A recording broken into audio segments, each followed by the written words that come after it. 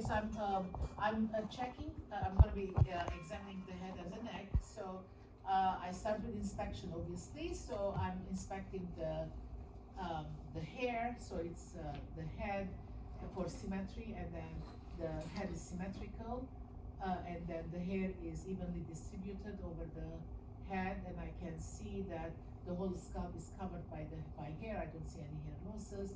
All right, so then I'm going to come down to the neck, and then I see that the neck, the muscles are full, and I can see that it is well rested on the trapezius muscle here, and I see it symmetrical.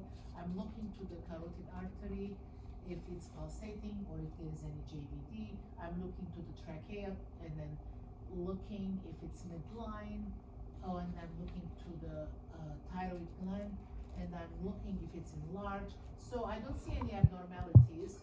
So right now I'm going to be starting to palpate.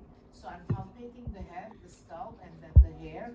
So I look to the scalp, and then it's even, and I don't see any induration or indentation. As I was touching the scalp, I was touching the hair too, and then I don't see the hair to be thin, and then when I'm palpating, I didn't see any hair loss. All right, so now I'm gonna be coming and palpating the sinuses. So this is the maxillary sinus. No, this is the frontal sinus, and this is the maxillary sinus. So the fact that like she let me touch her frontal and maxillary sinuses, it means that the sinuses are not inflamed. And then one more thing that we do for the sinuses, it's percussion. How do we percuss the sinuses? With finger direct percussion. This is the frontal sinus, this is the maxillary sinus. The fact that she allowed me to tap on her sinuses, it means that the sinuses are not inflamed. Otherwise, she wouldn't have let me touch her. All right, so now we're coming to the carotid artery. I'll check it's a very good pulsation, it's +2. All right, so it's okay, so then I'm looking for the jugular vein. I didn't see any distension. All right, okay, very good. So now I'm gonna be checking the neck muscles. Okay, touch, push, all right, push, push, and push. All right, let's do it again. Push, push, push, push. The muscle strength is +5. The fact that she can resist me, it means that her sternocleidomastoid muscle are strong. All right, so and then push against me, push.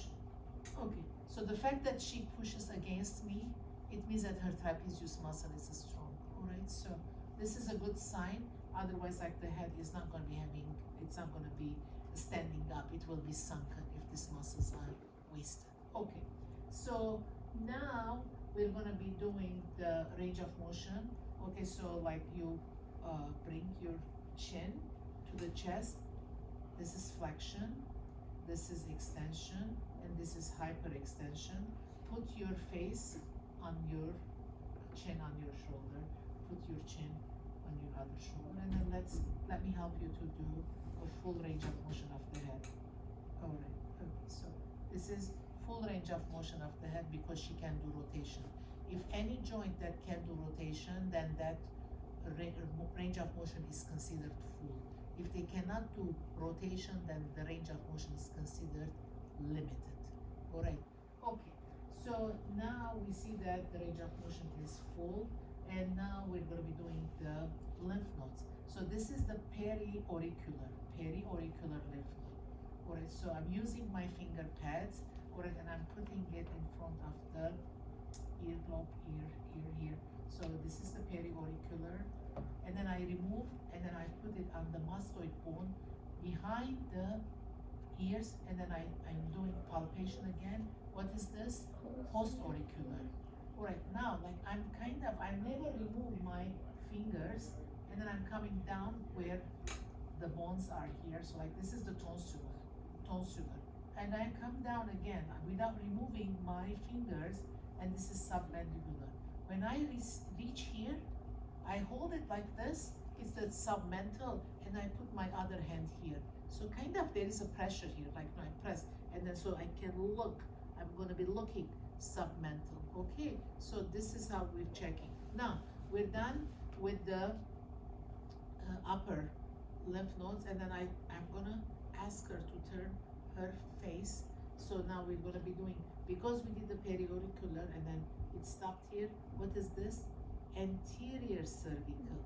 This is posterior cervical, and then I'm gonna be doing supraclavicular. Alright, and then I do this one side at a time. Then I come here. Alright, so then I make her to look, okay, to look at the other side.